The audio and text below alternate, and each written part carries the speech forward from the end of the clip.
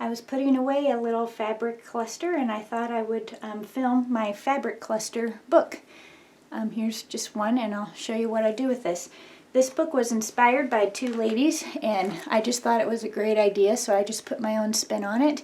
And so I'll open it in just a second. I wanted to show you the cover. This is my homemade book cloth or fabric paper, so this is tissue paper, but it's got a nice texture and I've glued it to muslin. Then I've just done some sewing around and I put a little bug charm. You'll see that's the theme of this book. And I have a little twine tie closure, and the back is more of this beautiful tissue paper. Okay, so it just opens like this. If you have not seen my video, which I'm sure you haven't, about how to transform your scrapbook paper, this is some of the pages that didn't work with the method that I show, and so you'll see those throughout.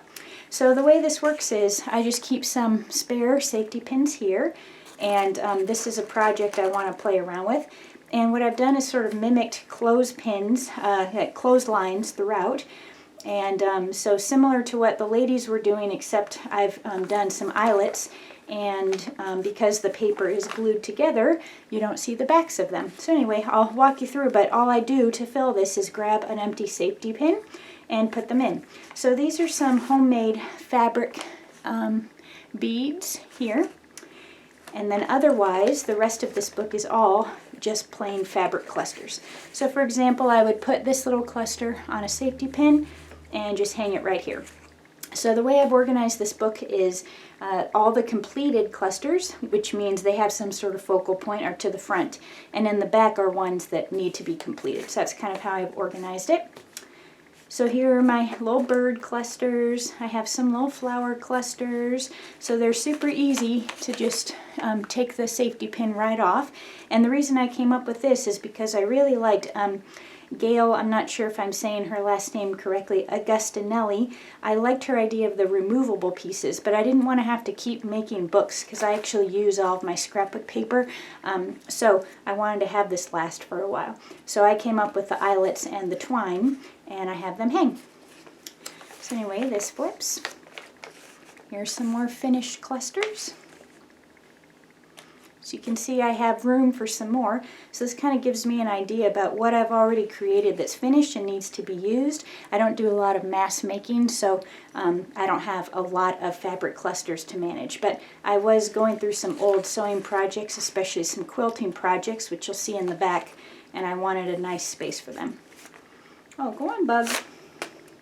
Well, it is a bug book after all. Okay, so here's the center one. I've left this one undone just in case I wanted to clip things in or whatever the case may be. Here's just some coffee dyed muslin, so again, lots more room. Here's one of the quilting projects that I was undoing, so I have a lot of these to play with now. Here's some other fabric clusters that are just awaiting a little focal point. You can see I typically just staple them together. I'm sure a lot of you do that. Works well.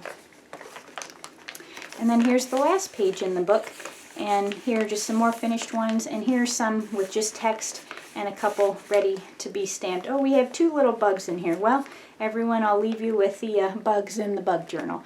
I'll probably cover this paper. This is just a drop paper that I used underneath this paper, but I'll eventually probably cover it with something bug themed. So anyway, me and the bugs hope that you have a great day. Thanks for watching. Hope you enjoyed my little fabric cluster book. Take care. Bye-bye.